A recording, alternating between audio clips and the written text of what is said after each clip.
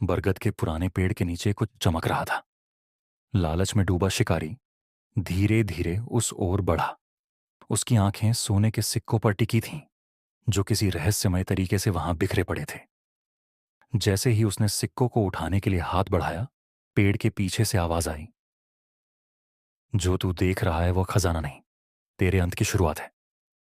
शिकारी ठिठक गया। उसने मुड़कर देखा तो उसके सामने एक विशाल सांप फन फैलाए खड़ा था। लेकिन ये कोई साधारण सांप नहीं था। उसकी आंखें लाल अंगारों की तरह चमक रही थीं और उसके शरीर पर नीले रंग की रहस्यमयी रोशनी थी।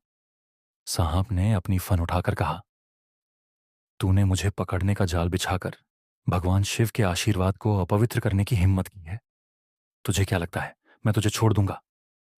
शिकारी, जो अब तक बहुत सारे खतरनाक जानवरों का सामना कर चुका था, पहली बार कांपने लगा।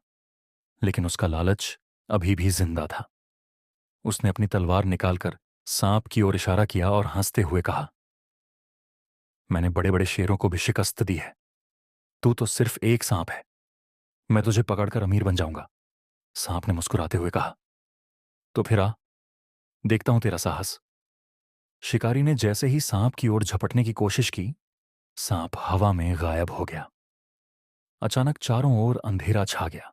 जंगल में पत्ते सरसराने लगे और ऐसा लगा जैसे पेड़ भी सांस ले रहे हों। शिकारी ने इधर उधर देखा, लेकिन सांप का कोई निशान नहीं था। तभी उसे अपनी गर्दन के पीछे ठंडी हवा का एहसास हुआ। वह पलटा और सांप अब इंसानी रूप में खड़ा था।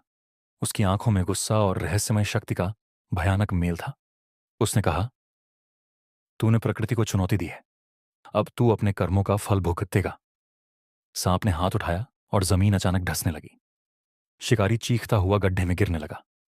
गड्ढे के अंदर से अनगिनत छोटे सांप रेंगते हुए उसकी ओर बढ़े। शिकारी ने माफी मांगी, गिड़गिड़ाया, लेकिन उसकी आवाज जंगल के शोर में खो गई। सुबह होने तक बरगद के नीचे का हर निशान मिट चुका था। लोग कहते हैं कि इच्छाधारी सांप ने शिकारी को उसकी लालच का सही फल दिया।